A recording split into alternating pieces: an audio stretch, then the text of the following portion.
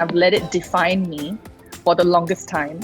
And because, once you do something so long, like for 14 years, you think that you can't do anything else anymore. And that really gripped me because I have my younger brother who has skills that can take him all around the world. Like, he doesn't need to stay in one spot. Like, his skills are flexible, but my skill set is radio. So I was like panicking. I was scared. I was scared of being poor again and being jobless and being rendered obsolete or just worthless, the longer I stay. So I decided, like, you know what, let's break down what I actually love about radio.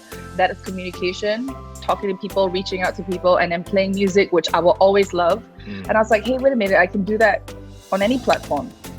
So maybe let's just get rid of that fear of being poor. Let's just like live on my own savings until I deplete it and then be okay with doing any job.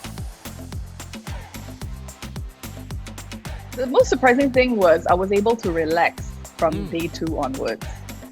I shoot my mouth off. I'm not sure if I was going to piss someone off enough to like land me in jail. Yeah, I was actually very on my toes. I signed up for like a 10-day tour in North Korea. It was a small group photography tour, so we were able to go to places that larger groups don't get to go to. And I don't know, I think being in a small group, we're like watched even closer because every group, no matter how big or small, there's always 2 mandatory North Korean guides that, are attached to us. Right. So 2 guides to like 5 people is like a lot of watching. Yeah. But I was still quite surprised that I was actually feeling very relaxed and very at ease.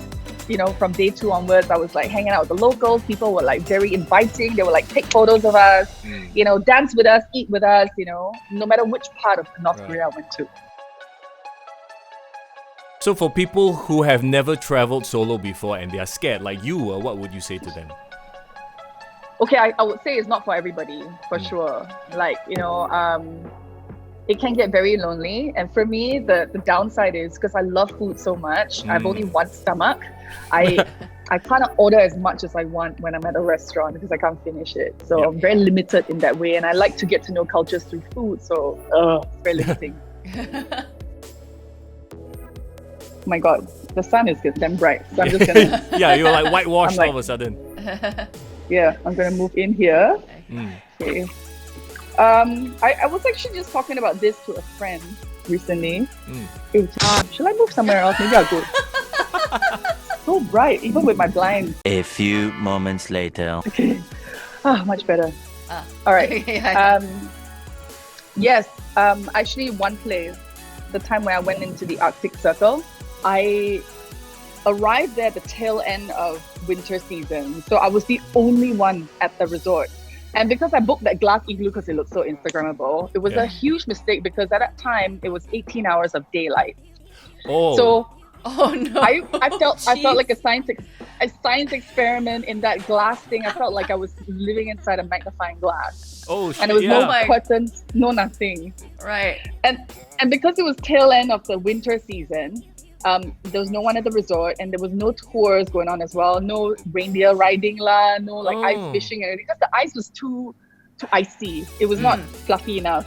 Right. So there was no activities to do, no one to talk to, 18 hours of sunlight in that freaking glass igloo. And I could only go between my igloo and the sauna. So I was going mad. And it was just, and I just had to I was confronted with a lot of demons, like my childhood conditioning and everything, because when your environment is so unchanging, you react to it, So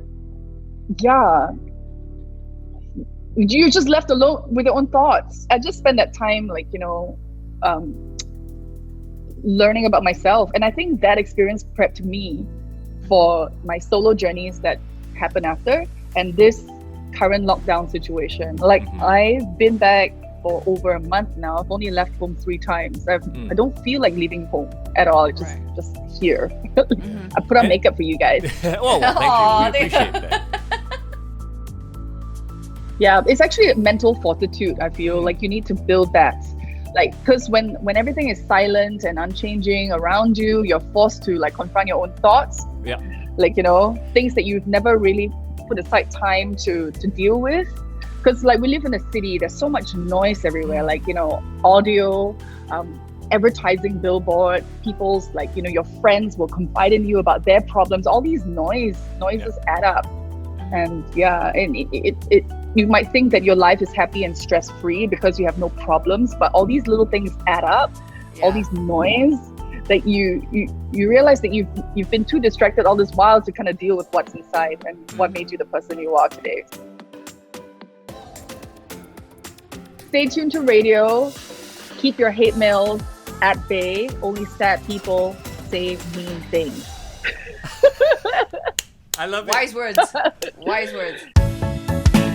On Power 98 Love Songs.